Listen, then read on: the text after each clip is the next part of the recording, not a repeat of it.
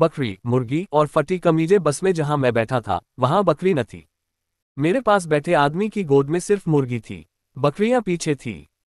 उस भीड़ में अगर कहीं कोई बकरी का बच्चा आदमी की गोद में था या कोई बकरी आदमी के गोद में घुटने पर थी तो कुछ ऐसे आदमी थे जिनके पांव बकरी के पेट के नीचे या पीठ के ऊपर थे और पीठ बस की पिछली दीवार से चिपकी थी। उनके सिर कहाँ थे कहना मुश्किल है क्योंकि उनसे दो हाथ ऊपर भी कई सिर दिख रहे थे। बस के रुकने पर समझने में देर नहीं लगी कि यहाँ उतरने में चढ़ने के मुकाबले ज्यादा जीवट की जरूरत होगी।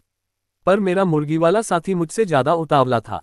अभिमन्यु की तरह भीड़ का चक्रव्यूह तोड़ता हुआ जब वह आगे बढ़ा तो मैं भी उसके कुर्ते से झूलता हुआ वहां तक पहुंच गया जहां दरवाजा होना चाहिए और उसके नीचे कूदते ही मैं भी उसी के साथ जमीन पर चू पड़ा।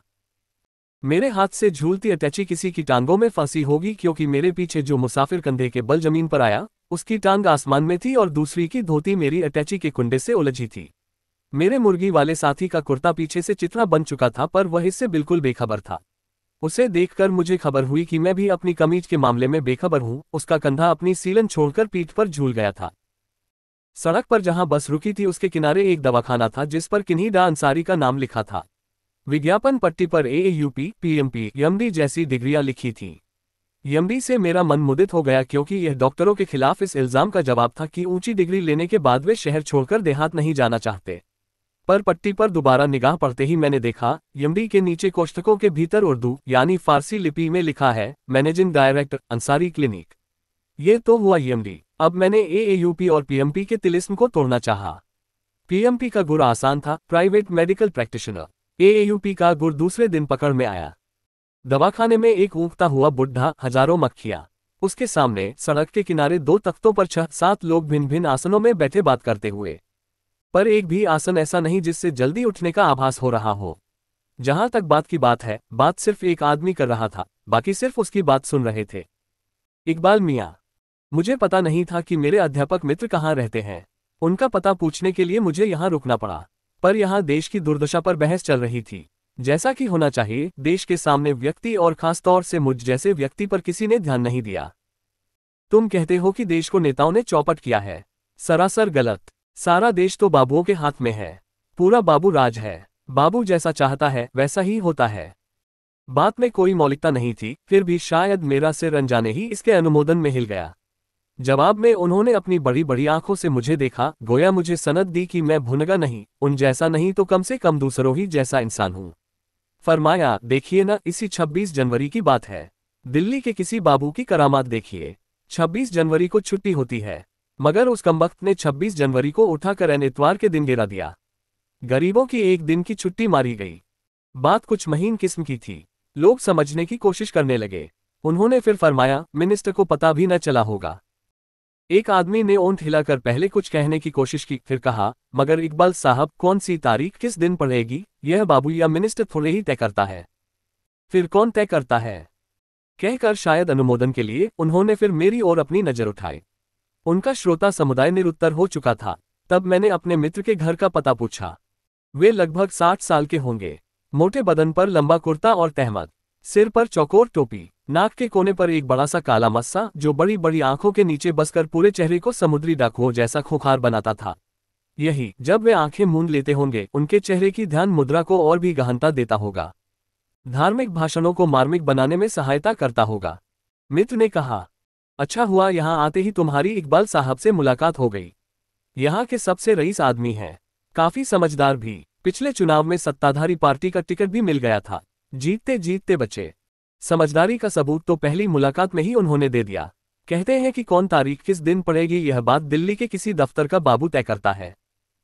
मित्र ने भौहें सिकोड़कर कुछ सोचा, बोले, तो तुम ही बताओ ये कौन तय करता है। झटका लगा पर जल्दी ही संभल गया। मैंने समझाया, ये सब तो मिस्टर गणेशन तय करते हैं। कौन मिस्टर गणेशन? तुमने अखबार में नहीं पढ़ा? वही जिन्होंने हाल ही में अपनी बेवा की बहन से शादी की है।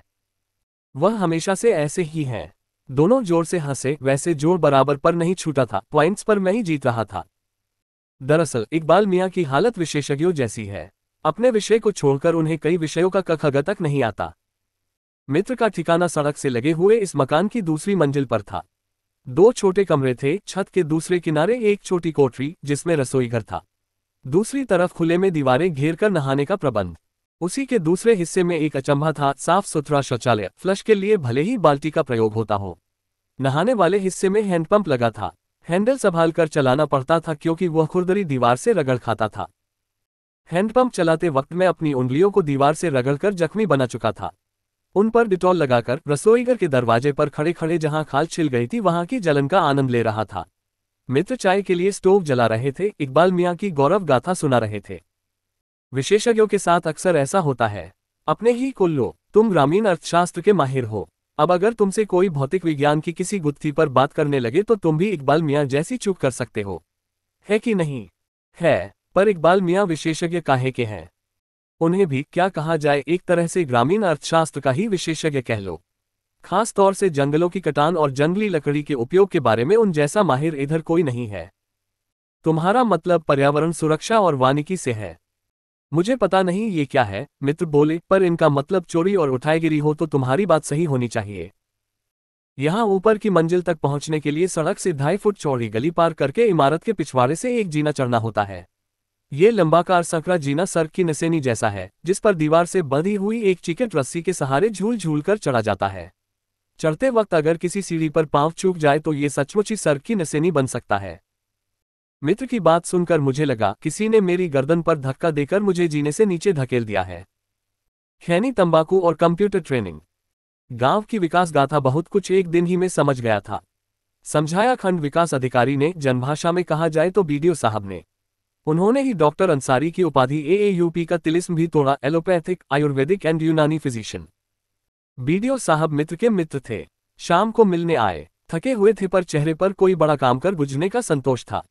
चाय, कॉफी, शराब, किसी भी पेय पदार्थ को लेने से उन्होंने इनकार किया, भोज्य पदार्थों से भी। आराम से खटिया पर लेटकर उन्होंने अपनी जेब से चोष्य पदार्थ यानी तंबाकू निकाली। उसमें एक डिबिया से चूना निकालकर मिलाया, बाएं हाथ की हथेली पर दाएं हाथ के अंगूठे से उसे मला, थपथपाया, साफ किया, फिर दांतों और निचले मसूड़े के बीच उसे दबा लिया। कहा, कंप्यूटर की ट्रेनिंग से आज तीसरे पहर फुर्सत मिली है। किसी तरह ये प्रोग्राम भी खत्म हुआ, इज्जत बच गई। तंबाकू का ऐसा आदिम प्रयोग करते हुए किसी को बहुत दिन बाद देखा था। उसके साथ कंप्यूटर का पुट तो और भी दुर्लभ था। मैंने पूछा, इस कस्बे में? उठकर उन्होंने तंबाकू की पीक थूकी, अपनी ही कहते रहे, कल प्रशिक्षण में आए अफसरों को आसपास का विकास कार्य दिखाना है, जंगल में भी घुमाना है। पर अब तो जंगल के मुहकमे वाले देखेंगे। उनके आदमी 150 किलोमीटर दूर पेस्ट्री और तले काजू खरीदने गए हैं। कल आप भी चलिए ना। पर कंप्यूटर ट्रेनिंग इस कस्बे में? ये कस्बा नहीं, गांव है जनाब। वैसे आबादी 4000 के करीब हो गई है। एक बार टाउन एरिया बनाने की बात भी चली थी, पर गांव वालों ने उसका विरोध किया। क्यों? तब लोगों पर कई तरह के टैक्स न लग जाते, पर गांव का विकास भी तो हो जाता। फिर बीडीओ साहब की बात तांत्रिकों, ज्योतिषियों, पुरातत्ववेताओं, मौसम विज्ञानियों, समाजशास्त्रियों, कथाकारों और कवियों की अर्धस्फुट वाणी में होने लगी। उन्होंने इस जंगली क्षेत्र के 30-35 परिवारों वाले पुरवे के विकास की कथा, self generating infrastructure orchestration, take off stage जैसी योजना आयोग की भाषा में उद्घाटित करनी शुरू कर दी। श्रोता और शिष्य था मैं, जाना माना सन की पत्रकार और मित्र की मित्रतापूर्ण भाषा में ग्रामीण अर्थशास्त्र का विशेषज्ञ। सब आवाजों के ऊपर की आवाज। पिछले 20-25 साल में उमरावंग नामक इस छोटे से जंगली गांव का विकास अपने आप हो चुका है। इसलिए अब इसे क्षेत्रीय स्तर पर सघन विकास के लिए चुना गया है। चुनने वाले यहाँ के क्षेत्रीय विधायक हैं। आज से 2 साल पहले वे राज्य मंत्री बनाए गए थे। जैसा कि इस कथा में कहीं आगे आएगा, कोशिश उन्हें परिवहन मंत्री बनाने की थी। यहाँ चलने वाली बसों में से एक के मुनाफे में उनका 8 आने का हिस्सा था। उनके विधायक बन जाने पर हिस्से की जगह उन्हें पूरा मुनाफा दिया जाने लगा। स्थानीय ट्रांसपोर्ट यूनियन के कर्ता धर्ता वर्मा साहब, ठेकेदार साहब, ठाकुर साहब जैसे कार्यकर्ताओं ने शोर मचा दिया कि वे परिवहन के राज्य मंत्री बन रहे हैं। अखबार तक में छप गया। इसलिए मुख्यमंत्री के मन की बात कोई भी नहीं पकड़ सकता, ये प्रमाणित करते हुए उन्हें चीनी उद्योग का राज्य मंत्री बना दिया गया। जो भी हो, उमरावंगा में ट्रांसपोर्ट यूनियन की ओर से उनका जोरदार स्वागत समारोह हुआ, जिसके लिए अखबारों में भव्य और जिसके व्याख्यानों के लिए भावभीने जैसे ठेठ विशेषणों का प्रयोग हुआ। समारोह में उन्होंने घोषणा कर दी कि उमरावंगा में वे एक सहकारी चीनी मिल की स्थापना कराएंगे। 2000 मीट्रिक टन की क्षमता वाली चीनी मिल और आटा चक्की में कुछ फर्क है। मंत्री जी के प्रतिक्रियावादी अफसरों ने उन्हें यह समझाने की कोशिश की, जहां कहीं भी बिजली का तार गया हो वहां आटा चक्की चल सकती है, पर चीनी मिल के लिए कुछ और भी चाहिए। गन्ना तो चाहिए ही। उमरावंगा के चारों ओर सरकारी जंगल हैं। मिल चलाने के लिए दूर दूर से गन्ना लाया जाए तब भी पूरा न पड़ेगा, आदि आदि उन्हें समझाया गया। पर मंत्री जी अकड़ गए। हर मंत्री की तरह उन्हें पहले से ही नौकरशाही के बारे में सब कुछ मालूम था, जिस कारण वे हमेशा सही सलाह को गलत और गलत सलाह को सही मान बैठते थे। अतः उन्होंने अपनी घोषणा को कई बार दोहरा ही रहे थे कि जैसा कि आजकल किसी भी लम्हे में हो सकता है, प्रदेश के मुख्यमंत्री ने अपनी अंतरात्मा की आवाज सुनकर, जो पार्टी हाईकमान के आदेश की पर्यायवाची है, अचानक इस्तीफा दे दिया। हमारे क्षेत्रीय विधायक जी दूसरे मंत्रिमंडल में बिरादरी के अनूठे प्रतिनिधि होने के नाते फिर से राज्यमंत्री तो बना दिए गए, पर उनके महकमे का नाम आज तक ट्रांसपोर्ट यूनियन वालों की समझ में नहीं आया। वे प्रशासनिक सुधार और कार्मिक विभाग के राज्य मंत्री बनाए गए। दूसरा समारोह भी भव्य और भावनीय तो बताया गया, पर रंग कुछ फीका रहा। दुकानदार दुकान सजाए बैठा हो पर यह पता न चले कि यहाँ कौन सा माल बिकता है। मंत्री जी की हालत कुछ वैसी ही थी। प्रशासनिक सुधार और कार्मिक लोगों के पल्ले नहीं पड़ रहे थे, पर मंत्री जी का जीवट कुछ कम नहीं था। उन्होंने इस बार एक नई घोषणा की, आदरणीय प्रधानमंत्री के नेतृत्व में हमें नई नई तकनीकों और पद्धतियों की जानकारी करनी होगी। खासतौर से कंप्यूटर की जानकारी तो बच्चे बच्चे को होनी चाहिए। इसकी शुरुआत हमने अपने आला अफसरों से की है। हम अपने वरिष्ठ अधिकारियों को कंप्यूटर का प्रशिक्षण देने के लिए 2 सप्ताह का एक सत्र आयोजित कर रहे हैं। ये प्रशिक्षण उमरावनगा में होगा। अब गले में टाई और हाथ में ब्रीफकेस लटकाए हुए जो अफसर दिल्ली के किसी वातानुकूलित कमरे की हवा में अपनी हवा जोड़ते, वे उमरावनगा में कंप्यूटर प्रशिक्षण के लिए कंप्यूटर समेत आ गए हैं। बीडीओ साहब ये ब्यौरा मुझे सुना रहे थे, तब उनकी आवाज के पीछे, जैसा कि फिल्म डिवीजन के वृत्त चित्रों में होता है, कई तरह की आवाजें पृष्ठ संगीत का काम कर रही थी। नीचे सड़क पर विचरते और चरते हुए गधों की सीपो सीपो, ट्रकों के प्राणभेदी हॉर्न, आटा चक्की की किटकिट, एक साथ कई दुकानों पर बजते हुए ट्रांजिस्टर और एक दुकान पर एम्पलीफायर के सहारे गरजता हुआ एक लगभग अश्लील लोकगीत, आदि आदि। इन आवाजों को कुछ देर पहले लाउड स्पीकर पर गूंजती हुई अजान ने पस्त किया था, पर अजान तो चंद मिनटों का करिश्मा है। उसके खत्म होते ही स्वामी रघुवरदास के आश्रम का कीर्तन बाकी सब आवाजों पर हावी हो गया था। कीर्तन में जनाना मर्दाना दोनों ही आवाजें थी, पर सबसे प्रबल आवाज एक नारी कंठ की थी। बीडीओ साहब की बात खत्म होते होते वह नारी कंठ तारसप्तक के मध्यम पर जाकर टिक गया और वहीं टिका रहा। फिर उससे भी एक स्वर ऊपर जाकर उसने आलाप लिया, की लगा कोई फेफड़ा फाड़कर चीख रहा है। मेरे मत्थे पर उलझन की रेखाएं उभर आई होंगी। बीडीओ साहब बोले, लगता है सियादुल्लारी जी को फिर से दौरा पड़ा है। पर सियादुल्लारी जी की बात बाद में, पहले ये 5 कोठियां। पर उसके भी पहले एक नज़र उस फिजा पर जो विकास से पहले की है। इलाज के पहले कुछ दूरी पर आम के ठूंठ की एक सूखी पर मोटी डाल आसमान की ओर हाथ उठाकर पनाह जैसा मांग रही है। उसी के पास ये कोठी बनी है। उमरावनगा का ये पहला पक्का मकान है। आम के ठूंठ से आप सोच सकते हैं, और सही सोचेंगे, कि यहाँ पहले एक अमराई थी। उसके वे पेड़ जो सड़क के किनारे नहीं थे, पहले ही शहर वालों के चूल्हे भाड़ में जा चुके हैं। सड़क के किनारे वाले पेड़ सरकारी है, इसलिए वे काटे बिना ही काट देने की पद्धति से सिर्फ ठूंठ बनाकर छोड़ दिए गए हैं। ये पद्धति कैसी है? वैसी ही जैसे टैक्स लगाए बिना टैक्स लगने की पद्धति। जैसे कुछ महीने हुए पेट्रोलियम पदार्थों के दाम हचक कर बढ़ा दिए गए। लोगों ने चिल्लपो मचाई तो सरकारी अर्थशास्त्रियों ने समझाया, तुम लोग मान लो कि दाम नहीं बढ़ाए गए हैं, हमने तो इन पदार्थों पर सिर्फ एक टैक्स जैसा लगाया है। टैक्स देने वालों ने एक दूसरे मौके पर चिल्लपो मचाई तो उन्होंने वहां समझाया, हम टैक्स की दर बढ़ाना नहीं चाहते, न नए टैक्स लगाना चाहते हैं। इसीलिए देखो, हमने पेट्रोल आदि की कीमत बढ़ा दी है।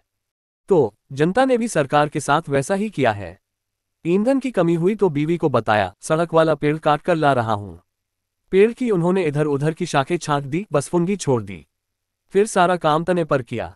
उसकी पहले छाल छील दी, फिर कुछ गहरे पैट कर गूदे से कई दिन छोटी घटाव छोटी चिप्पियां निकालते रहे। बाद में एक कटा पिटा गावदुम तना और आसमान की ओर बांह पसारे एक एक शाखा भर रह गई। समय आने पर यानी असमय में यह अस्थिपंजर सूख गया, पत्तियां गायब हो गईं। पेड़ की सूरत कूड़े पर पड़ी हुई बिना इंजन और पहिए की मोटर जैसी, और कुल मिलाकर उसकी शक्ल हिंदुस्तान के लंबोतरे नक्शे जैसी निकल आई। इस तरह कट जाने पर भी पेड़ कटा नहीं। सड़क के हाकिमों ने पेड़ के तने पर तारकेल से जो नंबर डाला था वह बाकायदा कायम रहा। ये अस्थिपंजर सड़क के किनारे दूर दूर तक खड़े हुए हैं। इनके पीछे जो अमराई थी, उसके पेड़ों को लेकर इस नुक्ते नफासत की जरूरत न थी, इसलिए उनकी जगह पहले वीराना हुआ। फिर वहां ये कोठी बन गई, जिसमें अब सरकारी दवाखाना है। जब यह न बनी थी तब यह उमरावनगा एक छोटा सा निहायत गंवार गांव था। वैसे कहने को राजा उमराव सिंह की ताल्लुकेदारी का एक जिला था, अर्थात वहां एक जिलेदार रहता था। उसके लिए और उसके अमला और कुछ वफादार लठैतों के लिए राजा साहब ने सड़क के दोनों ओर कुछ इमारतें बनवा दी थी। ये खपरेल के कच्चे घर थे। सिर्फ जिलेदार के घर की दीवारें पक्की थी। हर इमारत में आगे का बरामदा और अंदर 2 कोठरियां थीं जिनको, अगर कोई रोशनदान हो तो कमरा कहा जाता था। इनके भीतरी धुंधलके में मकड़ी, मच्छर, छिपकली, कनखजूरे या बिच्छू भले ही पनप लें और सांप भी सूरज की चौंध, पूस माघ की हवा, लूप, धूल, धक्कड़ आदि हरगिज नहीं आ सकते थे। अंदर सकरा सा बरामदा, आंगन। हर इमारत के बीच 2.5 फुट चौड़ा रास्ता छूटा था, यानी इस सभ्यता में वास्तुकला की कमी न थी। यह जरूर है कि मोहनजोदड़ो की सभ्यता में नालियों को जो स्थान मिला था वह यहाँ नहीं था। किसी भी इमारत में नाली न थी। राजा साहब जानते थे कि जो बात अपने देश के चरित्र के लिए सच है वही पानी के लिए भी है। पानी हर हालत में अपना धरातल ढूंढ लेता है। इससे इतना जरूर हुआ कि जमींदारी टूट जाने पर और इन इमारतों के रखरखाव में कमी हो जाने से बहुतों को पानी ने ही मटियामेट कर दिया। उन्हीं पर नई कोठियां बनी। कुछ का पानी अपनी राह अब भी निकाल लेता है। वे बच गई हैं, पर उनको लेकर दर्जनों लोगों में दीवानी के मुकदमे चल रहे हैं। हर एक का दावा है कि उसने यह इमारत पक्के कागज पर जिलेदार साहब से खरीदी है। पहली कोठी। जिलेदार आला अफसर था, 20 रुपया महीना पाता था। वह यहीं जिले पर रहता था। रहता भी क्या था, एक मल्लाह लड़की की सोहबत में कुछ दिन बिताने के लिए यहीं चला आता था। खपरेल के ये घर, जिनमें दुकानें भी लग सकती थीं, सड़क के दोनों किनारों पर लगभग 100 गज तक चले गए थे। इनके पीछे आम और शीशम की बड़ी बड़ी बागें थीं। उनके पीछे खेत, नदी, जंगल, फिर जंगल ही जंगल। वातावरण रमणीक था, सिर्फ रमण करने वालों की कमी थी। खपरेल के घर, दुकानें ज्यादातर खाली रहती। लोगों को यहाँ लुट जाने का डर था।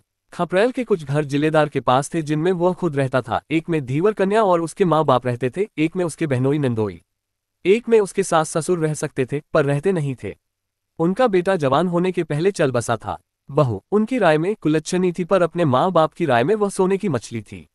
जिलेदार के बारे में भी उनकी राय बड़ी उदारतापूर्ण थी। वे उसे बड़ा नेक और रईस मानते थे। आम लोगों की राय भी यही थी।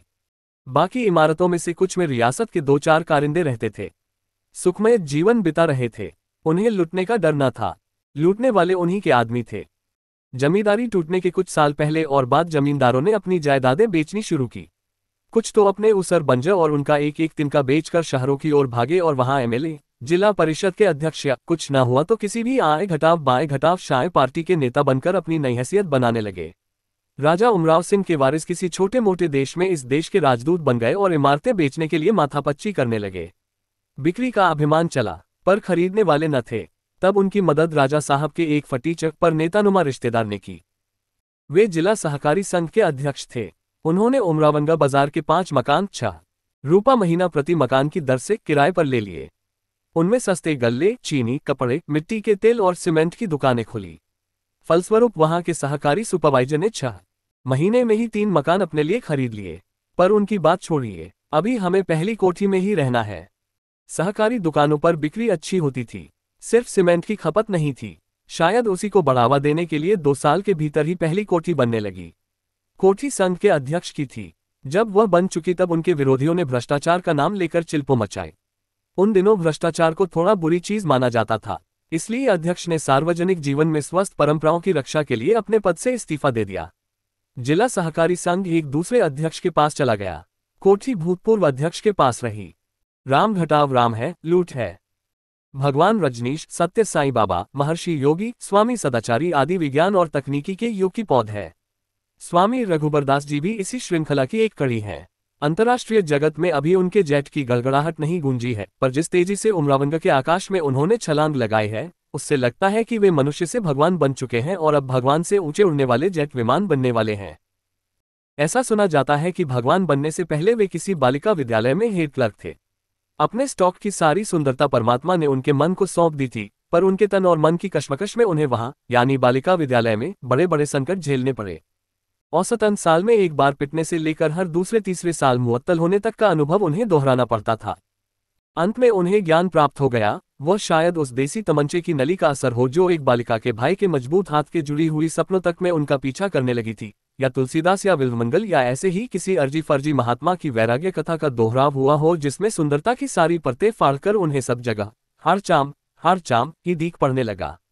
बहरहाल इस बार कॉलेज प्रबंधक को उन्हें मुअत्तल करने की जरूरत नहीं पड़ी, उन्होंने खुद इस्तीफा दे दिया। 2 साल वे किसी हिमालय की किसी गुफा में किसी गुरु से दीक्षा लिए हुए कोई तपस्या करते रहे। फिर जब वे उमरावंगा में पीताम्बर धारे दुख मोचन तिलक भाल पर लगाए प्रकट हुए तो वे भगवान बन चुके थे। उनका एक संप्रदाय बन चुका था। उसका अपना झंडा था, अपनी पीतांबर का कुर्ता, वैसी ही लुंगी, चेलियों की पीतांबरी साड़ी और कत्थई ब्लाउज। किसी किसी पर वह सचमुच ही फपता था। अपनी पूजा विधि, अपनी साधना पद्धति, अपने भजन कीर्तन, सभी कुछ अपने थे। अपना आश्रम, अपने दानदाता, अपना भंडारा भी। खास बात यह कि स्वामी रघुबरदास भगवान रामचंद्र के अवतार थे। उनके साथ सिंहासन पर बैठने के लिए एक सिया दुलारी भर्ती की गई। उनका असली नाम फूलमती था। जिलेदार साहब और मल्लाह बेवा के पुष्पित प्रेम से वे उत्पन्न हुई थीं। जिलेदार साहब ने उसे हाई स्कूल तक पढ़ा भी दिया था। अब वे अचानक सिया दुलारी बना ली गई थीं। इधर कुछ दिनों से कीर्तन करते करते वे चीखने लगी थीं। रामायण कथा में ऐसी सिया दुलारी की गुंजाइश न होने पर भी रघुबरदास ने अभी तक उन्हें वनवास नहीं दिया था। उमरावंगा की सभ्यता का ये कीर्तिमान था। शाम की अजान के तुरंत बाद आश्रम में भजन कीर्तन होने लगता था। इसे सांप्रदायिक सद्भाव और विभिन्नता में एकता कहकर नेता लोग गांव की छवि उभार रहे थे। सांप्रदायिक दंगे किसी भी वक्त हो सकते थे, पर अभी हुए नहीं थे क्योंकि सभी पक्ष अभी रुपया बटोरने में लगे थे। वे उसे सहर्ष गंवाने की हैसियत तक अभी नहीं पहुंचे थे। दूसरी, तीसरी, चौथी और पांचवी कोठी। सभी जानते हैं कि अपना देश परंपराओं का देश है। किसी विदेशी ने कहा है कि महापुरुष समय के बालू पर अपने पदचिह्न छोड़ जाते हैं। बालू पर ये चिन्ह कितनी देर टिक सकते हैं, पर अपने देश का महापुरुष जिधर निकल जाता है वहीं चिरंतन मार्ग बन जाता है। इसलिए यहां स्थायी परंपरा बनाने के लिए किसी महापुरुष को कुल इतना करना है कि जिधर चाहे उधर ऊंट की तरह गर्दन उठाकर निकल जाए। जिला सहकारी संघ के भूतपूर्व अध्यक्ष ने यही किया। संघ से इस्तीफा देकर उसे उन्होंने दूसरे अध्यक्ष के हाथ सौंप दिया। कोठी अपने पास रख ली। ये परंपरा बन गई, सिलसिला कायम हो गया। फिर हर 2 साल बाद संघ का अध्यक्ष बदलता और हर अध्यक्ष 2 साल में यहाँ एक कोठी बनवाकर अपने पद से अलग हो जाता। 10 साल में 5 कोठियां बन गईं।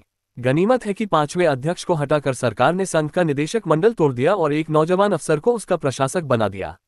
नहीं तो अब तक उमरावंगा में तिमंजिला कोठियां बांस कोठियों की तरह उग रही होती। फिर भी आशा है, नौजवान होते हुए भी अफसर ने परंपरा को एकदम नहीं तोड़ा है। सुनते हैं कि उसने कुछ शहरों में छोटे छोटे बंगले बनवाए हैं। व्यक्ति और समय के अनुसार परंपरा में कुछ तब्दीली आ जाए तो बुरा नहीं मानना चाहिए। ये सामाजिक गतिशीलता का लक्षण है। फिर यदि उठाईगिरी के पैसे से गांवों का सही विकास होता रहे और शहर अछूते रह जाएं तो विकास की प्रक्रिया में असंतुलन आ जाएगा। इसलिए संघ के प्रशासक को हमें आधुनिकता और परंपरा का एक बेजोड़ समन्वय मानना चाहिए, जो उठाईगिरी की परंपरा को निभाते हुए आधुनिक नगरों के निर्माण में अपनी हैसियत भर योगदान दे रहा है। बहरहाल सहकारी संघ के भूतपूर्व अध्यक्षों ने जो कोठियां बनवाई उनसे उमरावंगा गांव होते हुए भी एकदम से नगर हो गया। कोठियां होगी तो कारोबार भी होगा। पहले अध्यक्ष ने कोठी की निचली मंजिल अपने स्वर्गीय पिता के नाम पर दवाखाना खुलवाने के लिए सरकार को पट्टे पर बिना किराए के दे दी। इससे जनता और सरकार दोनों पर उनकी धाक जमी और एक दवाखाना खुल गया। इस दवाखाने की दवाइयां चुरा कर बिकवाने के लिए सड़क के दूसरी ओर एक दवा की दुकान खुली। दुकान कंपाउंडर के भांजे के नाम से है। भांजे का नाम डा यमजिद अंसारी, AAUP, PPMP आदि है। उनका डॉक्टरी पेशा दुकान के सहारे और दुकान सरकारी दवाखाने के सहारे चलती है। डा अंसारी और सहकारी डॉक्टर में कोई खटपट नहीं है। दरअसल सरकारी डॉक्टर अंसारी साहब के सहारे इत्मीनान से शहर में रहते हुए अपना क्लिनिक चलाते हैं। हर महीने की पहली तारीख को नियमित रूप से आकर वे अपनी तनख्वाह, कंपाउंडर की निजी प्रैक्टिस की आमदनी की चौथा और डा अंसारी की दुकान से बिकी हुई सरकारी दवाओं की कीमत का आधा हिस्सा एक साथ उगाहकर फिर शहर वापस चले जाते हैं। दूसरे अध्यक्ष ने जो कोठी बनवाई उस पर भ्रष्टाचार का कोई सवाल नहीं उठा। इसलिए उसे या किसी मंजिल को सार्वजनिक हित के लिए मुफ्त देने का सवाल भी नहीं उठा। वास्तव में उसका ज्यादा से ज्यादा किराया वसूल कर उन्होंने प्रमाणित करना चाहा कि यह कोठी उनके खून पसीने से बनी है, भले ही उसके लिए अपने मुंह से उन्हें पान की पीक तक न खर्च करनी पड़ी हो। उनका एक भतीजा वन विभाग में रेंजर था। न जाने उसका क्यों और कैसे और कितना प्रभाव था कि कुछ दिनों बाद ही इस कोठी में राज्य वन निगम का एक प्रखंड खुल गया। यही नहीं, उसके पिछवाड़े की रियासत वाली बाग भी किराए पर उठ गई और उसमें इस प्रखंड की जंगली लकड़ी का देखते देखते एक विशाल डिपो कायम हो गया। इसकी तफसील अभी कुछ रुक कर। तीसरे अध्यक्ष ने प्रतिज्ञा की कि उनकी कोठी में वन प्रखंड से भी बड़ा दफ्तर खुलेगा। शहर में भी उनके 2-3 मकान थे जिन्हें डाकघरों के लिए किराए पर उठाने में उन्होंने विशेषज्ञता प्राप्त की थी। डाक तार विभाग के साथ उनके दिल्ली तक बड़े गाढ़े संबंध थे। पर देहात की इस कोठी में अगर एक छोटा मोटा डाकखाना जनता की जरूरत के नाम पर खुल भी जाता तब भी उसका किराया काजू और विहस्की पर होने वाले उनके मासिक खर्चे के लिए काफी न होता, जबकि इन दोनों पदार्थों से उनका बड़ा पुराना और गहरा लगाव था। इसलिए डाक तार विभाग की जानी-बूझी राह छोड़कर उन्हें न जाने कितने उल्टे सीधे महकमों की भूल भुलैया में भटकना पड़ा। अंत में जोरदार सिफारिश और भारी घूस ने रंग दिखाया। इस कोठी में ग्राम सेवकों और पंचायत के ग्राम विकास अधिकारियों का एक प्रशिक्षण केंद्र खुल गया। अच्छे शौचालयों और स्नानागारों के बावजूद कोठी के बाहर बनियाइन लुंगी पहने हाथ में लोटा लटकाए नौजवानों के जो जत्थे आप शाम सुबह सड़क पर देखते हैं, वे इन्हीं प्रशिक्षणार्थियों के हैं। इसी में ऊंचे अफसरों को आजकल कंप्यूटर की ट्रेनिंग दी जा रही है। चौथी कोठी का मालिक कुछ लिटे पटे किस्म का था। उसमें मछली पालन का एक छोटा सा दफ्तर खुलकर रह गया। उसके अदना से हाकिम जो लोग दूरदर्शन के अधिकांश समाचार वाचकों के विभत्स उच्चारण की नकल में मत्स्य विकास अधिकारी कहते हैं। एक और गांव वाले जब पोखरों और तालाबों को पाटकर वहां धान के खेत निकाल रहे हैं, मत्स्य अधिकारी खेतों को खुदवाकर मछली पालन के लिए तालाब बनवा रहा है। पांचवी कोठी किराए पर नहीं उठी। तब उसके मालिक एक खटारा ट्रक पर शहर से सामान लाद कर आए और यहीं बस गए। उन्होंने कहा, अब मैं यहीं रहूंगा और गांव में रचनात्मक काम करूंगा। आज तक वे यही कर रहे हैं। बुरी नजर वाले तेरा मुंह काला। वो ट्रक पिछले साल बिका है और उसकी जगह 3 नए ट्रक आ गए हैं। इनके अलावा 2 बसें और एक जीप भी कोठी के आगे खड़ी दिखती है। ट्रकों के पीछे भांति भांति के सिद्धांत वाक्य, शेरो शायरी, जय जवान जय किसान जैसे नारे लिखे हैं। इन इबारतों के हिसाब से हर ट्रक का व्यक्तित्व या संप्रदाय अलग अलग दिखता है। इनमें बुरी नजर वाले तेरा मुंह काला सिर्फ यही सिद्धांत वाक्य ऐसा है जो तीनों में एक अक्षरों में लिखा है। हर ट्रक में इस इबारत के नीचे जूते की एक सी तस्वीर बनी है। इसी से प्रमाणित होता है कि इन तीनों ट्रकों का मालिक एक ही है। वही पांचवी कोठी के मालिक हैं। उनकी बढ़ती हुई हैसियत के साथ लोग उनका पुराना नाम और कुल गोत्र भूल गए हैं। उनका नाम अब सिर्फ ठाकुर साहब रह गया है। बसों आदि के भी वही मालिक हैं। पुराना ट्रक देखने में भले ही खटारा रहा हो, पर वह शीशम के बेशुमार कुंडे लाद सकता था। इसलिए ठाकुर साहब ने, जो तब रमेसर भाई कहलाते थे, उस पर शीशम के कुंडे लदवाने का काम शुरू किया। शहर को जाने वाली और दूसरे छोर पर जंगल में गुम हो जाने वाली यह जो सड़क है, बड़ी पुरानी है। कहा जाता है त्रेता युग में राम लक्ष्मण जानकी उसी से किसी तरफ गए थे। तब सोचिए, इसके किनारे लगे हुए शीशम के पेड़ कितने पुराने होंगे। उनकी लकड़ी एक तरह से अष्टधातु की सी हो गई है। ठाकुर साहब ने इन्हीं पेड़ों का अपनी खटारा ट्रक से सवार और सवारी का रिश्ता बना लिया।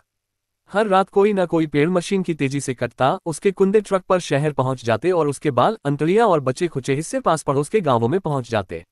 ये काम कई महीने बड़े सुभीते से चला, क्योंकि उन दिनों सड़क का जूनियर इंजीनियर उनके साले का सहपाठी निकल आया। पर ठाकुर साहब इस कारोबार में ज्यादा दिन नहीं टिके।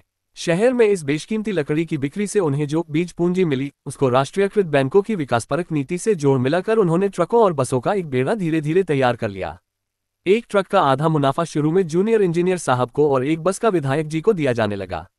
बाद में विधायक जी के राज्यमंत्री बन जाने पर ठाकुर साहब ने ये बस पूरी तौर से विधायक जी की मार्फत राष्ट्र को अर्पित कर दी।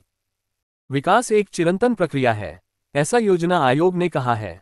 ट्रक से भेजी जाने वाली शीशम की लकड़ी से शहर में कितना निर्माण कार्य हुआ, कितने नए मोहल्लों और घरों का विकास हुआ, इस पर भी लिखा जा सकता है। पर क्षमा करें, अभी मुझे उम्रावंगा पर ही बहुत कुछ लिखना है। ठाकुर साहब अब बड़े आदमी हैं। मधुमेह, रक्तचाप आदि से लैस नपुंसकता भी आ जानी चाहिए, पर उनकी मूंछें दिन पर दिन उनके चेहरे की मोहक उग्रता बढ़ाती चली जाती हैं। वे रईसी के इस दर्जे तक पहुंचने में अपनी आरंभिक दिनों का जिक्र नहीं करते हैं, पर उनकी ट्रांसपोर्ट यूनियन इस इलाके में इतनी ताकतवर कैसे बनी है, इसका जिक्र वे बिना लाग लपेट करते रहते हैं। बुरी नजर वाले तेरा मुंह काला, यूं ही नहीं लिखा है। ऐसा है मास्टर साहब कि हमारी ओर जो भी बुरी नजर फेंकेगा, उसके लिए वह फोटो पहले ही बना दी गई है। ठाकुर साहब यह मेरे अध्यापक मित्र को मेरी जानकारी के लिए सुना रहे थे। मैंने तो कुछ किया नहीं मास्टर साहब, आप जानते ही हैं, मेरी मूंछें देखकर बाहरी लोग मेरे बारे में कुछ भी सोचे, मैं झगड़ा फसाद से हमेशा दूर रहता हूं। किसी के लिए कभी कोई बात नहीं कही, खरा खेल फरुखाबादी। पर आप खुद सोचिए, जब हमारी बसें और इक्के भी क्या, यहां से 25 किलोमीटर तक जाते थे। वहां कस्बे से उमरिया की ओर आने वाली बसों पर लोग भेड़ियादसान में बैठते थे, तब कहीं शहर पहुंचते थे। हमने लाखों रुपए फूंक कर ये बसें चलाईं, फिर इकबाल मियाँ की बसें भी बढ़ीं, फिर वर्मा की बसें आईं। अब मुसाफिर यहां से खटाखट 2.5 घंटे में शहर पहुंचता है। तब उमरिया वालों ने चलाए टेम्पो। कब? जब हमारी यूनियन ने लाखों रुपए बसों पर फूंक दिए। तो तुम ही बताओ मास्टर साहब, टेम्पो कैसे चलेगे?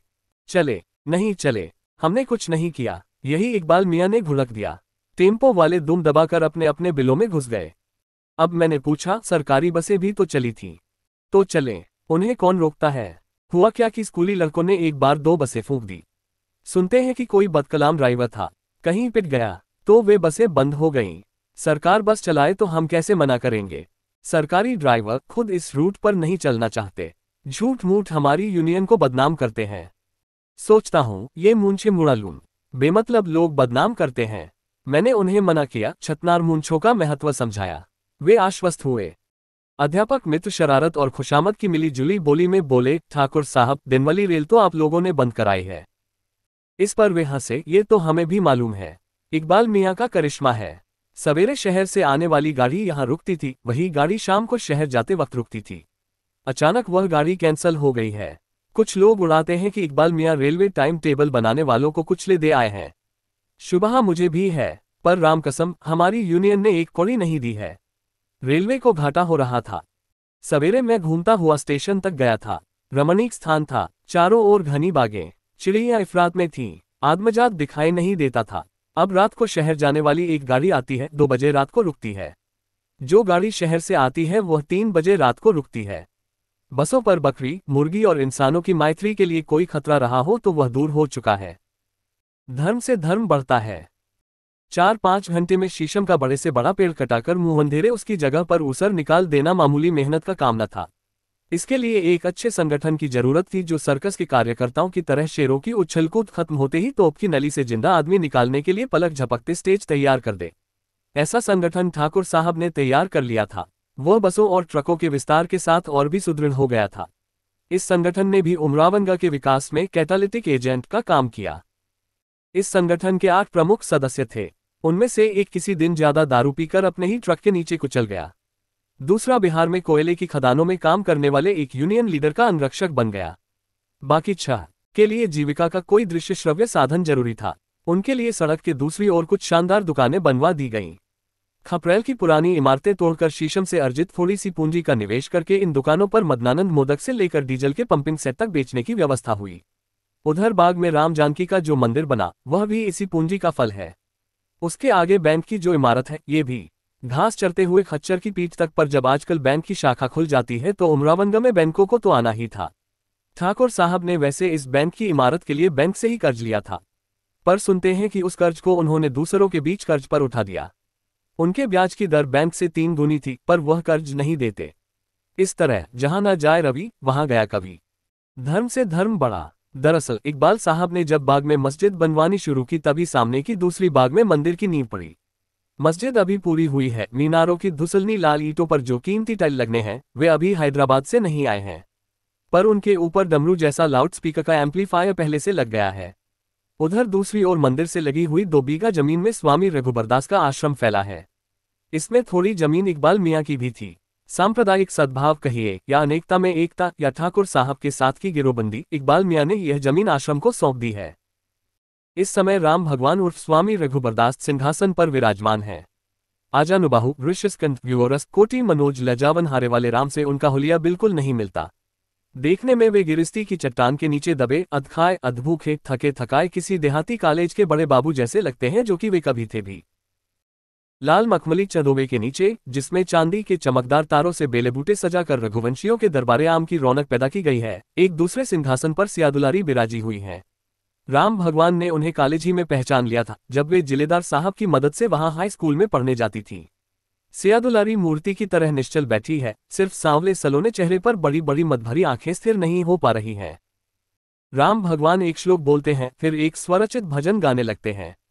सामने बैठा भक्त समुदाय, जिसमें पीताम्बरा बालिकाओं का बहुमत है, उस भजन की कड़ी को उठा लेता है। उधर लाउडस्पीकर पर अजान शुरू होती है। बीडीओ साहब ने बताया, अभी तक सब ठीक है। ठाकुर साहब और इकबाल मियाँ के रहते झगड़े का डर नहीं, पर इनके बाहर चले जाने पर 2-3 बार झमेला होते होते बचा है। अब सुनते हैं, इन दोनों ने खुद पुलिस कप्तान से कहा है कि यहाँ सशस्त्र पुलिस की एक कंपनी तैनात कर दी जाए।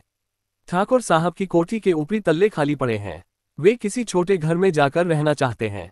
कंपनी के लिए वे कोठी किराए पर उठाने को तैयार हो गए हैं। कंपनी कमांडर के रहने का इंतजाम इकबाल मियाँ कर देंगे। मजहर मियाँ की भरत घटाव भक्ति। ठाकुर साहब और इकबाल साहब के सद्भाव का मुख्य आधार पंचशील का वह शील रहा है जिसके अंतर्गत पड़ोसी राज्यों को एक दूसरे की सीमा का सम्मान करना चाहिए।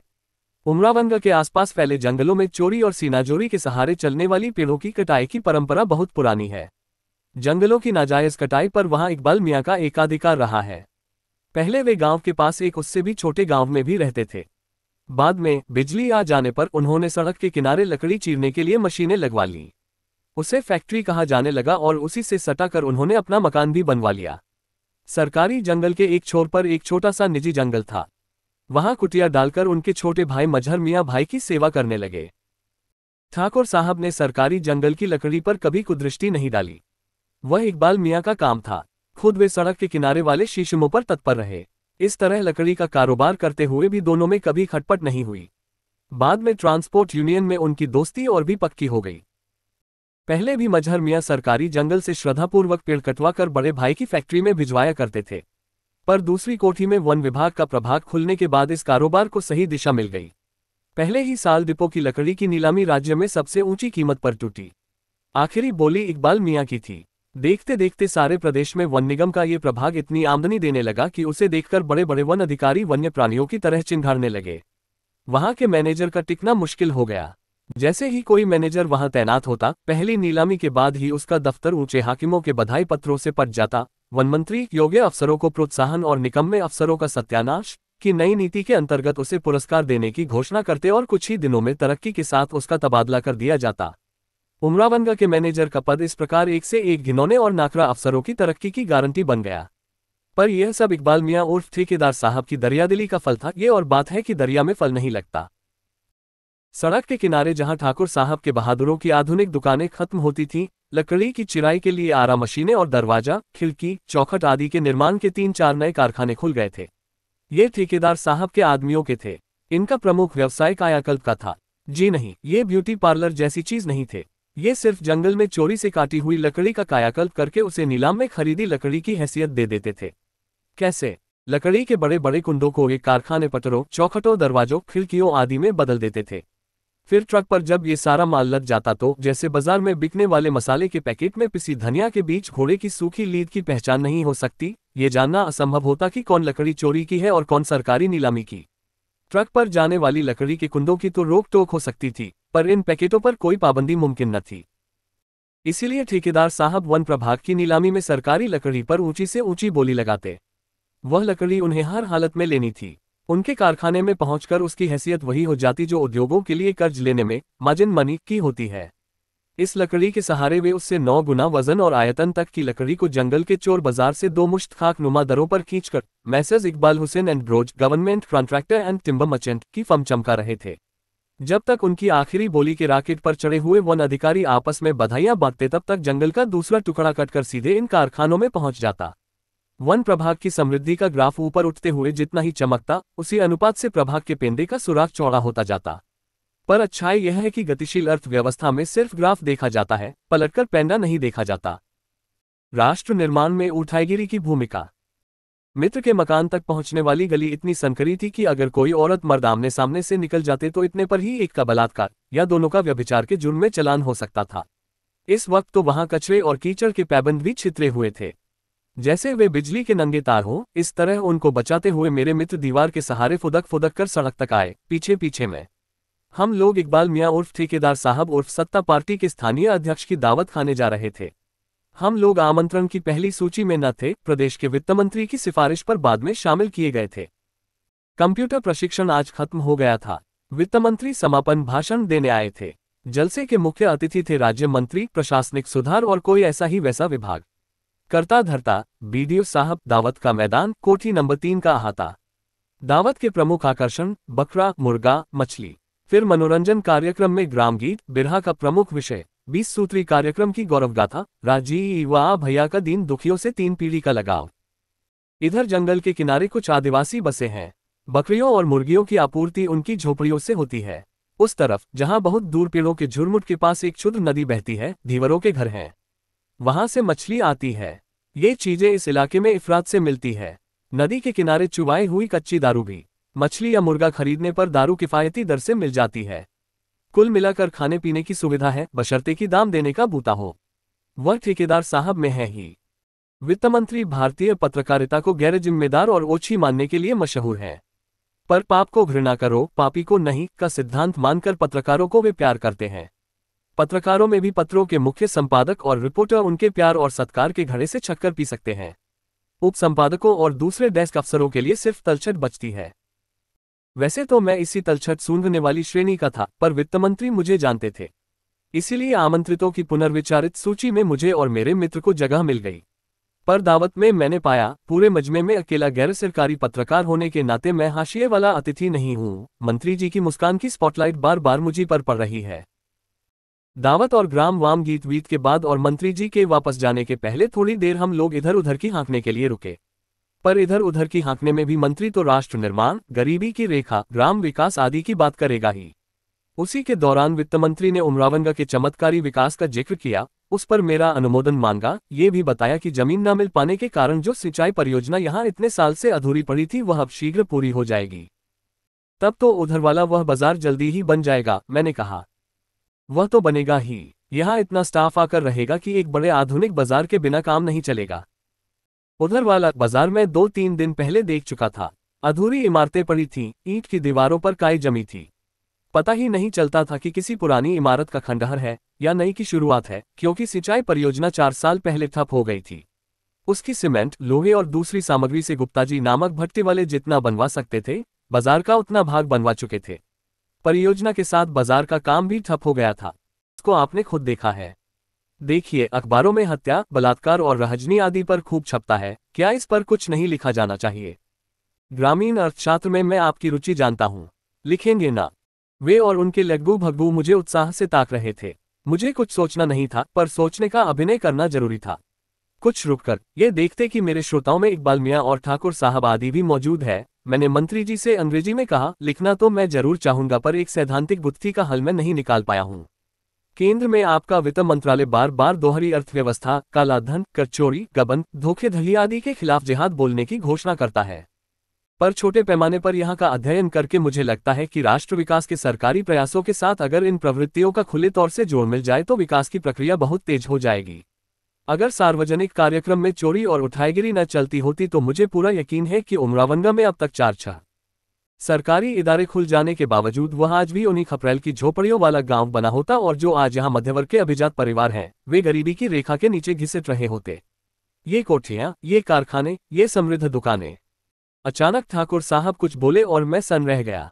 उन्होंने अंग्रेजी में कहा, आप हम सबको चोर और उठाईगीर बता रहे हैं।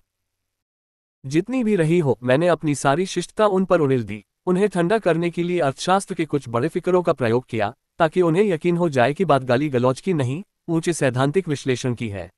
गलतफहमी के लिए उनसे माफी मांगी, कहा, जी नहीं, मैं दूसरी ही बात कर रहा हूं। देश की राजधानी का उदाहरण लें। पिछले एशियाड में सैकड़ों करोड़ रुपए लगाकर राजधानी का आधुनिकीकरण किया गया। उसी प्रक्रिया में हजारों छुट भइये गरीबी की रेखा और निम्न वित्तीय वर्ग का बाड़ा तोड़कर ऊपर उभर आए। उठाईगिरी से ही सही, अपनी कोठियों और बैंक लाकरों और नई मोटरों के बूते वे मध्यवर्ग में घुस चुके हैं। मैंने माना कि अगर चोरी और उठाईगिरी के तत्व सक्रिय न होते तो एक बड़ी सार्वजनिक धनराशि आपके हाथों उन्हीं के नियोजित कल्याण के काम आ सकती थी, पर उसमें वक्त लगता। ये भी तय न हो पाता कि सरकार की निगाह में उनका जो नियोजित कल्याण है वह खुद उनकी निगाह में कल्याणकारी है या नहीं। वित्त मंत्री बोले, मजाक आप अच्छा करते हैं, पर मजाक में भी यह न भूलिए कि आज भी देश के 37% लोग गरीबी की रेखा के नीचे हैं और उनका चोरी और उठाईगिरी में विश्वास नहीं है। मैंने कहा, नहीं है तो हो जाएगा। उमरावंगा से नई दिल्ली तक राष्ट्र निर्माण के बाय प्रोडक्ट के रूप में मध्यवर्ग का जो एक पूरा समुदाय शुद्ध चोट्टेपन के आधार पर उभर रहा है। क्या यहाँ नदी किनारे बसने वाले मल्लाह नहीं जानते कि उनके लिए मछली घटाव पालन के कर्ज की दलाली करके कोई भी ग्राम विकास अधिकारी साल भर में लखपति बन सकता है? मैंने मंत्री जी को लगभग पुचकारते हुए कहा, अब मान भी जाए। घूसखोरी, फरेब, काले धंधे आदि के खिलाफ शोर न मचाकर अब इन धंधेवालों से समन्वय करके कुछ दिनों के लिए एक सचमुच की समन्वित ग्राम विकास परियोजना लागू हो जाने दीजिए। फिर देखिए विकास कैसी तेजी से होता है। मंत्री जी जोर से हंसे, बोले, आपका मस्खरापन कभी जाएगा नहीं। आप भ्रष्टाचार और चोरी के सिद्धांत पर राष्ट्र का निर्माण करना चाहते हैं। इस बार मेरे मित्र ने पहली और अंतिम बात कही, जी नहीं, ऐसा नहीं है। आप लोगों की कृपा से राष्ट्र का निर्माण वास्तव में जिस तरह हो रहा है, हमारे दोस्त उसी प्रक्रिया को एक सैद्धांतिक आधार देने की कोशिश कर रहे हैं। कुंभी पाक से अस्सीपत्र की जोर। लौटते में बकरियों और मुर्गों की सोहबत से बचना चाहता था, इसलिए मुंह अंधेरे हम दोनों किसी इक्के के इंतजार में सड़क पर आकर खड़े हो गए। ट्रांसपोर्ट यूनियन ने रेल, सरकारी बस, टेम्पो, टैक्सी आदि का जहां चक्का जाम किया था, वहीं इक्के वाले को टिक टिक करते रहने की छूट दे रखी थी। पुरानी चीज है, अपने आप कभी न कभी सड़कर गिर जाएगी। ऐसी ही किसी धारणा के अनुसार जैसे लोग अपने पुराने छप्पर में आग नहीं लगाते, वैसे ही उन्होंने इक्के वालों के चौपट व्यवसाय में भी हस्तक्षेप नहीं किया था। ज्यादा देर रुकना नहीं पड़ा। धुंधलके में दूर से दिखा तो नहीं, पर इक्के का आना सुनाई जरूर पड़ा। पास आने पर मित्र ने उसे रुकने को कहा। जवाब में इक्के वाले ने घोड़े को कोड़ा लगाया, ललकारा और इक्का तेजी से सड़क पर भागा। मित्र ने रुको रुको की आवाज लगाई। हम दोनों पीछे दौड़े भी, पर वह तब भी नहीं रुका। तब मित्र ने दहाड़कर इक्के वाले को एक बड़ी फूहड़ गाली दी। रुक साले, नहीं तो, जब तत्काल असर हुआ। इक्का रुक गया। मित्र ने जवाबतलब करना शुरू किया। इक्के वाले ने बताया कि इन लल्ली ने पूरा इक्का किराए पर ले रखा है, दूसरी सवारी नहीं बैठानी है। तब बात इक्के पर बैठी लल्ली पर आ गई, जिसे संक्षिप्त करते हुए लल्ली ने इक्के वाले से कहा, इन्हें बैठा लो और इक्का आगे बढ़ाओ। इस तरह के इक्के को इधर खड़खड़ा कहते हैं। अगर इसके पहिए ठोस लकड़ी के हों और एक घोड़े की जगह 2 बैल जुते हों तो इसे बैलगाड़ी भी कहा जा सकता है। मतलब ये कि उसमें 2 आदमियों के फैलकर बैठने की गुंजाइश थी। ये और बात है कि लल्ली नामक सवारी, जब तक हम परिचित नहीं हो गए, बराबर सिकुड़कर बैठी रही। परिचित तब हुए जब कई किलोमीटर निकल जाने पर उन्होंने बुरके का नकाब उल्टा, इधर आसमान उल्टा उधर आफताब उल्टा वाली बात तो नहीं हुई, पर मैं वह चेहरा देखते ही हिचकिचा उठा। पर्दानशीन लल्ली कोई मुस्लिम महिला न थी। छठते धुंधलके में मैंने पहचाना, वे सियादुलारी थीं। सियादुलारी, आप। सार्वजनिक सभाओं में संभाषण के अभ्यास से उन्होंने संक्षिप्त सधे ढंग से कहा, मेरा नाम फूलमती है। धीरे धीरे अंग संचालन का कम से कम इस्तेमाल करते हुए उन्होंने बुर्का उतारा। उसे कायदे से तह करके एक झोले में रख लिया। उनके जिस्म पर इस समय पीली साड़ी न थी, न कत्थई ब्लाउज था। वे नायलॉन की छापेदार साड़ी पहने थीं। सांवले रंग पर एकदम तो नहीं जम रही थी, पर उनकी उम्र में बुरी भी नहीं लग रही थी। मेरे दिमाग में कई सवाल थे, पर पूछने को एक भी न था। जवाब उन्होंने ही शुरू किया, बड़ा घिनौना आदमी है। ये दिखाने को कि मैं समझ रहा हूं, मैंने सिर हिलाया। वे बोली, आप बाहरी आदमी हैं, इसलिए आपसे कहने में कोई हर्ज नहीं। 3 किलोमीटर आगे चौराहा आएगा, वहां उमरिया से शहर जाने वाली बसें मिलती हैं। हमें पहली बस मिल जाएगी। मैं भी उसी से शहर जा रहा हूं। आप उससे मत जाइएगा, वहीं रुके रहिए, बाद वाली बस से जाए। इक्के वाले ने कहा, तुम चौराहे के पहले ही उतर जाना बाबूजी। कोई तुम्हें इनके साथ देखे, उससे फायदा क्या है, नुकसान ही क्या है। फूलमती ने कहा, तब ठाकुर साहब और स्वामी जी महाराज के चेले मास्टर साहब को तंग करेंगे, समझेंगे। मैं आप दोनों के कहने पर वहां से भागी हूं। आप भाग रही हैं। इसका उन्होंने तुरंत कोई जवाब नहीं दिया। इक्के वाला बोला, इनके बापू शहर में बीमार पड़े हैं, उनका और कोई नहीं है। स्वामी जी महाराज इन्हें वहां जाने नहीं देना चाहते। जिलेदार साहब अभी जिंदा हैं। ये बेवकूफी भरा सवाल था, पर मेरे लिए एक बड़ा स्वाभाविक था। उनकी पुरानी कथाएं, एक मल्लाह बेवा से उनके नाते रिश्ते सुनते सुनते मैं उन्हें इतिहास पुरुष मान बैठा था। फूलमती ने तमक कर कहा, जिंदा नहीं तो क्या मर गए? आप यही चाहते हैं? क्षमायाचना में मैंने सिर नीचा कर लिया। उन्होंने सहज बनकर कहा, बापू शहर में रहने लगे थे, मैं भी वहीं पढ़ती थी। अम्मा उमरावंगा में ही रही, साल भर बहुत बीमार रही, पेट में शूल उठा करता था, संग्रहणी, बुखार, न जाने क्या क्या। अब बाबू को भी यही रोग लगा है। कुछ कहना था, इसलिए पूछा, तो बापू की देखरेख के लिए जा रही हैं? इस बार इक्के वाला भड़का, बोला, इन्हें जाना तो था ही। स्वामी जी महाराज इनकी जगह एक दूसरी सियादुलारी ला रहे हैं। तुमने वहां देखा होगा बाबूजी, एक गोरी गोरी चिमकुल सी जनाना आगे बैठी रहती है। स्वामी जी अब कहने लगे हैं कि सियादुलारी सांवले रंग की नहीं हो सकती। तब स्वामी जी इन्हें जाने क्यों नहीं देना चाहते? स्वामी जी हैं, अपनी लीला आप जाने। चौराहे के कुछ पहले ही मैं उतर गया। उतरते उतरते पूछा, यहाँ कोई स्वामी जी का चेला मिला गया तो? यहाँ मुझे डर नहीं है, राकेश भाई यहाँ पहले ही आ गए हैं। राकेश भाई हमारी युवा पार्टी के अध्यक्ष हैं न, जो वही। आप नहीं जानते, बहुत बड़े युवा नेता हैं। चिड़िया चहकने लगी थी, पर किसी की भी चहक अब फूलमती जैसी न थी। मैंने इक्के पर हाथ रखकर उसे रोके रखा। मेरी सुन्नत जिज्ञासाएं जाग उठी थी। तो बापू के साथ रहते हुए आप राकेश भाई के साथ काम करेगी? पढ़ूंगी और काम करूंगी। राकेश जी भाई कहते हैं, मैं बोल बहुत अच्छा लेती हूँ। पहाड़ों पर एक युवा कैंप लगने वाला है। राकेश भाई कहते हैं, वहां मुझे कैंप में अध्यात्म पर लेक्चर देने होंगे। काहे पर? अध्यात्म पर। भौतिक जगत निस्सार है ना। उन्हें नमस्कार करके इक्के को आगे बढ़ जाने दिया। इच्छा हुई थी एक बार आगाह करूं, उस निस्सार भौतिक जगत व्यवस्था के बारे में समझाऊं जिसमें एक मल्लाह बेवा एक भद्रपुरुष का आसरा पाकर भी यतीम की तरह शायद नासूर से बिना इलाज मरी है, जिसमें उसकी लड़की उससे भी ज्यादा भयानक एक सामाजिक नासूर का शिकार हो रही है। पर उसका न समय था, न मेरी उस बात का कोई श्रोता ही था। फिर भी अब कल रात की मेरी बातचीत का एक जवाब सवाल की शक्ल में ऊपर उभरने लगा। चोरी और उठाईगिरी की व्यवस्था कुछ दिनों के उस विकास की झलक भले ही दिखा दे जो मध्यमवर्गीयों का स्वर्ग है, पर उसमें फूलमती की जगह कहां पर होगी। पुराणों में कुंभीपाक मवाद और मज्जा से भरा हुआ एक नरक है। एक दूसरा नरक असिपत्र है जहां राह में खड़े पेड़ों पर तलवारों की पत्तियां होती हैं और वे पग घटाव पग पर देह में घाव करती हैं। शरतकाल की इस सुनहरी सुबह में मेरा मन तब उसके लिए भारीपन महसूस करने लगा जिसकी राकेश भाई चौराहे पर राह देख रहे हैं, जो कुंभीपाक से छूटते ही असिपत्र की ओर बढ़ने लगी है। उमरावंगा का विकास चाहे वित्त मंत्री के सिद्धांतों से हो, चाहे इकबाल मियां की व्यवहार बुद्धि से, इन नरकों की सत्ता पर उसका कोई असर नहीं पड़ेगा। फूलमती को याद करके मुझे लगा, ये दोनों विकास तंत्र यहीं एक साथ मुंह के बल गिरते नजर आते हैं।